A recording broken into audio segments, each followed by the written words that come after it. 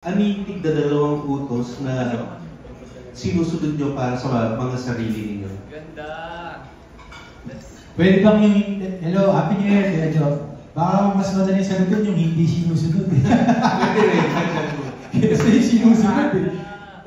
Ang hirap magyabang ng sinusunod. Sinusubukan sunod.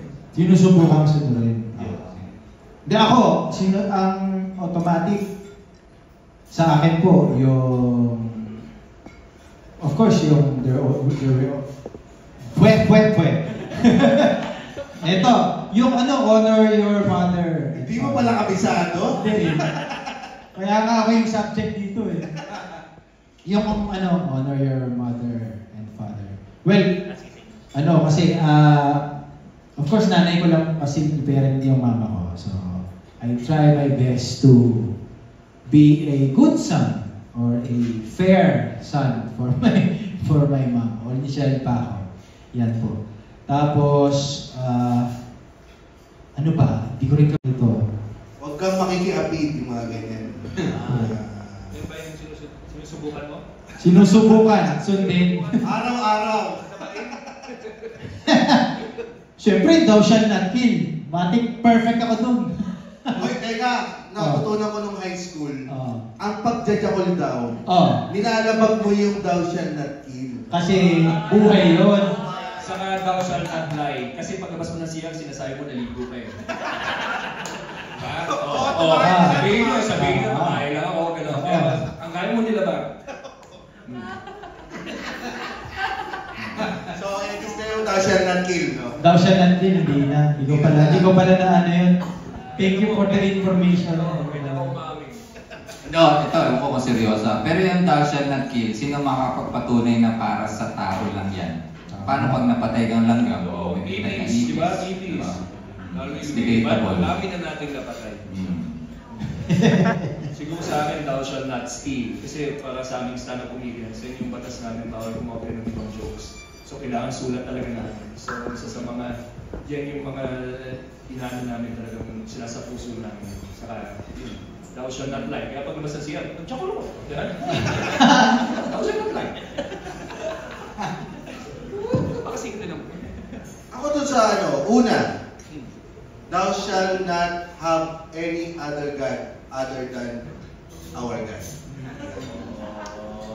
Mga kapatid, narito po ang basa. Hindi, nag-announcer to sa misa, nag-announcer to sa di ba? Saka nag-ano dito, nag-choir. O, pakita mo ng mga boses mo sa choir. May boses ba? Choir ako! Hindi, kung may nag-ano po ako sa simbahan, kaya talagang kabisado ko yung commandments na yan. Yan, pangalawa, yung thou shall not skip another commandment. Wala, ganun. May thou shall not lie ba? Meron. Ha? Meron nga? Use? Wala. Thou shalt not bear false witness. Yun. Yun yung thou shall not lie. Ay, oo nga, no? Ang galing. Yung tema ng pelikula natin, hindi natin alam. Thou shall not, thou shall not, Parang mag-invento ka ng yung thou shall not steal your neighbor's wife. Thou shall not. Thou shall not steal your neighbor's wife. Yeah. Minute ako ng mic ko. Kasi baka apektado yung sound check eh. Check. Iyon, yung thou shall not covet your neighbor's wife. Tama ba yun? Yes. Magkamakiapid. Alam niyo mga brothers and sisters, kaya nga ginawa ni Jesus nung lumabas si Jesus sa New Testament, dalawa na lang ang testament natin, mga kapatid. Ito yung thou shall love. Ay talaga? Thou shall love. Ayun, parang don't do unto others. Basta ganun. Dalawa na lang. Tsaka thou shall not something. Ano? Basta dalawa na lang yun. Tungkol na lang sa pagmamahal ng kapwa-tao at pagmamahal sa sarili. Everything else will follow kasi. Yes. Ganda nun ah. Okay. Ang simple ng tanong, ang gulo ng mga sagot. Mali-mali sa butas, dapat dalawa na. Ako siguro, sundin, ano.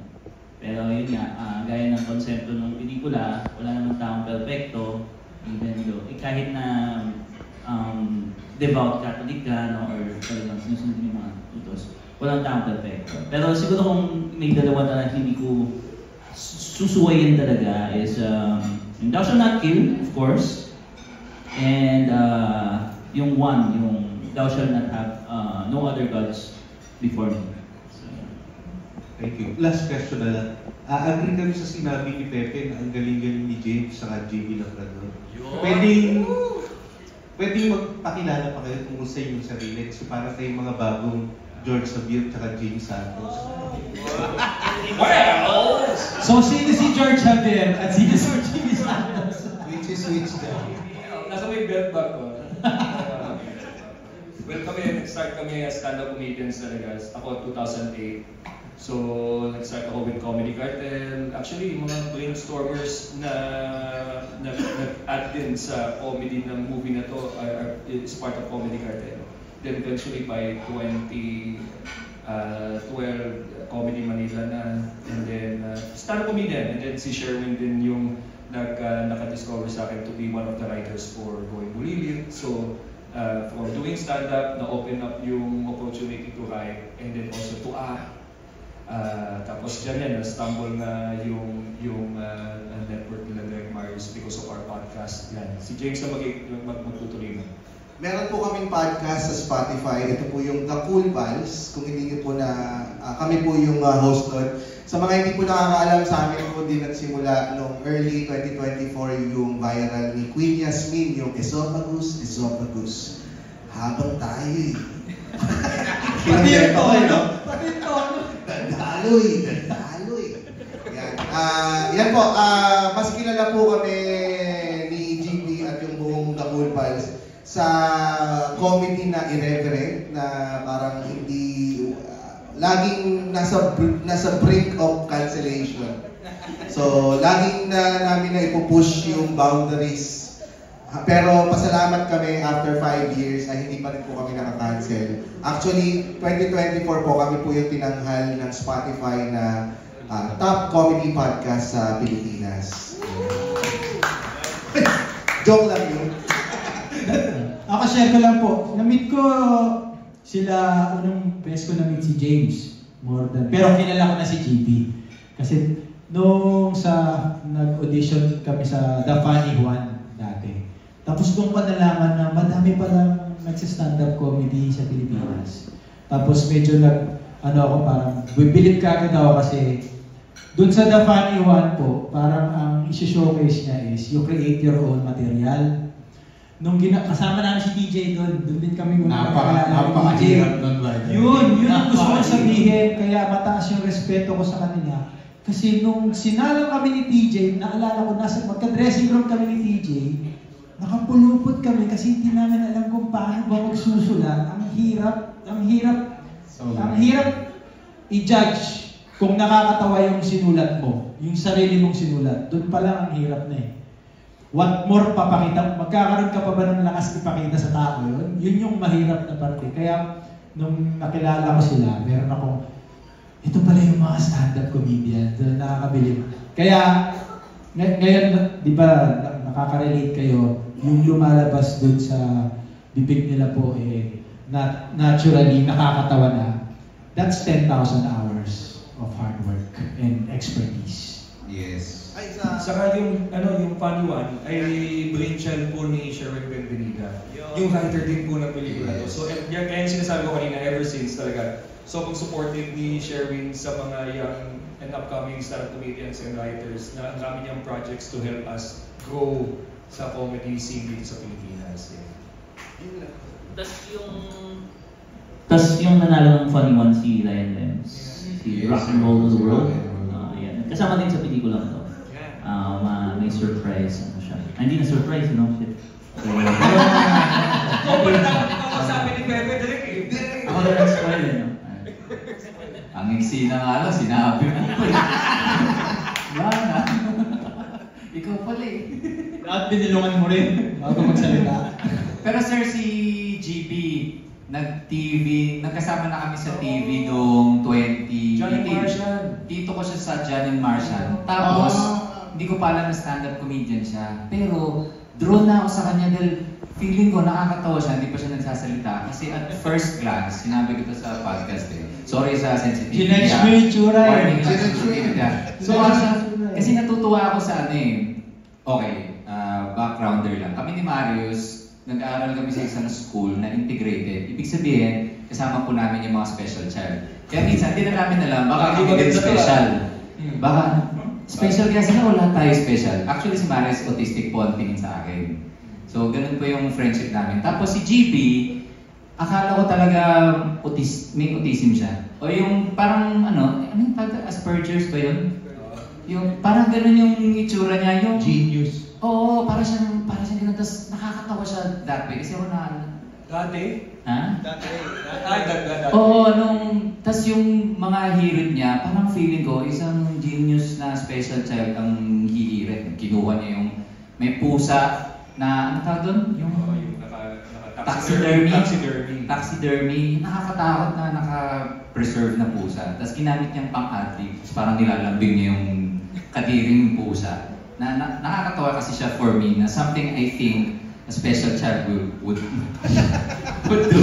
It turns out, nandun siya sa border ng genius and special, which is a very special place. Gusto ko lang reiterate na yung sinasabi ni Pepe kasi we grew up in a school na at least 20% ay special child. Yes. Integrated yun sa amin. Magkakasama kami lumaki, mga kababata namin. Mm. Maybe more than 20% hindi lang sinasabi sa amin. So parang ang point niya is, drawn kami sa mga taong gano'n. So pag kinuha kita sa pelikula ko, alam mo na, okay mo sa Hindi, pero ang pelikula niya nga pala to. Hindi, pero that is a compliment that I will cherish. Kasi magaling to mga to, Rock of Ages, palang alam nyo na meron talaga. Teatro kasi, so ito yung last year na pag nakikita ko yung mga post nila, how faithful ng aming mga teatro na napapasok sa sine. Talagang ang ganda makakasama ng mga teatro sa sine. Ang kayong matututunan, ibang klase yung atake nila sa pag-arte, ganyan. And yung kung paano nila gampanan yung role, ibang klase. So, talagang compliment yung ganyan na makitaan ng special. Pero di ba, hindi malayo pag may Wala sinabi na eh! Special mo eh! Hindi, pero baka sabihin mo, niloloko lang kita. Gusto ko nga niloloko mo. Kasi kung totoo yan, nasakit. Kasi para sa amin, ang comedy requires certain level of madness, di ba? Sabi ni kung Robin makikita Williams. yung tawanan namin yung comedy backstage, Oo. doon kayo mo-offend. Napakilala na po ba nila? Papakilala ko si siya din ang nagtayo ng Comedy Manila, si GB Labrador, na ngayon nagkakaroon na ng steady shows around Metro Manila na The world. The world. Gig sila sa Australia. At Teka, si James, di masyado natin binida si GB. Si James naman, sino ka ba, James? ako naman po may Down syndrome. Siya na magpasla. Kuha mo konti. Hindi, nakilala ko si James sa common friend namin, si Anina. Na sinasabi ni Anina Rubio, magaling na visual artist. Sikat din to si Anina Rubio. Sobrang nakakatawa raw si James, pero hindi ko pa siya kilala. Tapos nung nakita ko yung picture, okay, sige. Hindi, parang pwede, nakakatawa. Hindi mo na makikita kagad sa mukha eh. Pero nung napanood namin siya ni Marius, inimbitahan ako ni Marius sa The Very Best of Comedy Manila. Siya yung last. Tapos sinasabi nila rin, ayaw nila talagang sumunod kay James. Gusto nila si James yung last. So bakit ganun? Siya ba yung pinakamagaling sa inyo? Kaya gusto niyo siya yung last? Hindi. It turns out, bukod sa napakagaling niya, grabe yung energy. Sobrang taas. Kaya kailangan niyo siyang panoorin talaga. Tsaka po sa lahat ng pelikula, nandun na po kami ni GB Labrador. Kasi bago po ipalabas yung pelikula, may MTRCB. Ando kami. So, nasa Avengers din po kami. Ano yung mamanoodin natin? Naalala ko na. Before manood ng pelikula. Yung yung parang pamilya. Ito din si Donna. Na si James nasa poster. Parang Indiana Jones. Kami lang po ang artist na mapapanood niyo sa umpisa bago magsimula yung pelikula. Galing na, ginagawa ni Derek. O yun, mas matindi yun. Lahat ng pelikula na ngayon. Lahat po. Ayan po, Tito